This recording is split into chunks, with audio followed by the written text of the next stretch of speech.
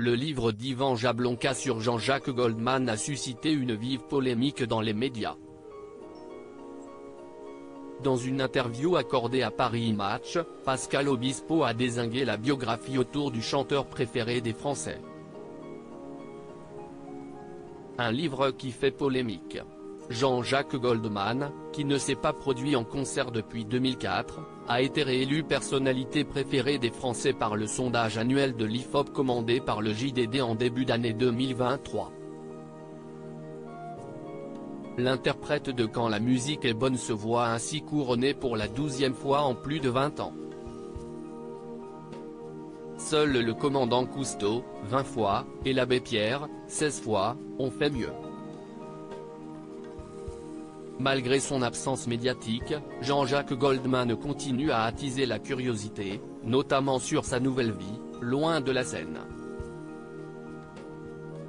C'est ainsi qu'une nouvelle biographie autour du chanteur est disponible.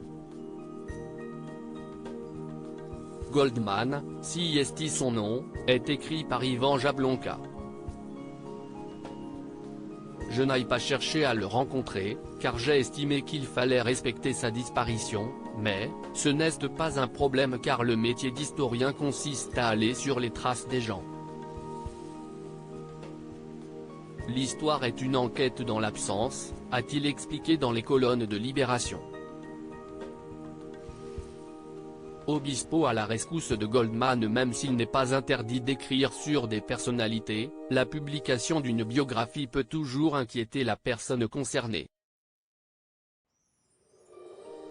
Je n'ai jamais rencontré cet auteur, mes amis non plus, et je suis triste pour tous les gens qui se font duper en achetant ces livres qui parlent de moi, avait ainsi réagi Jean-Jacques Goldman dans les colonnes du Canard enchaîné. Une prise de position défendue par des artistes proches de l'interprète d'Anne aux actes manqués. Dans un entretien accordé à Paris Match, jeudi 14 septembre 2023, Pascal Obispo a réagi, « Si Esti fait sans lui, quel intérêt ?»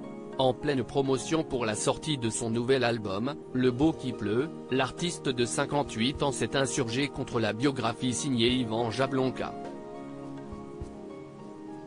Si est une démarche un peu cynique, a expliqué le chanteur, avant de rajouter qu'il a lui aussi vécu la même histoire, on a écrit 2 livres sur moi auxquels je n'aille pas participer. Si est sympa, mais ce n'est pas mon histoire. Évidemment, l'absence médiatique de Jean-Jacques Goldman ne signifie pas que le chanteur est en pleine retraite. Ce n'est pas parce qu'il ne sort plus d'albums et ne donne plus de concerts qu'il ne fait plus de musique. Il paraît même qu'il a un studio à Marseille, a enfin conclu Pascal Obispo. Conclusion, une lecture peu conseillée par l'ancien coach de The Voice.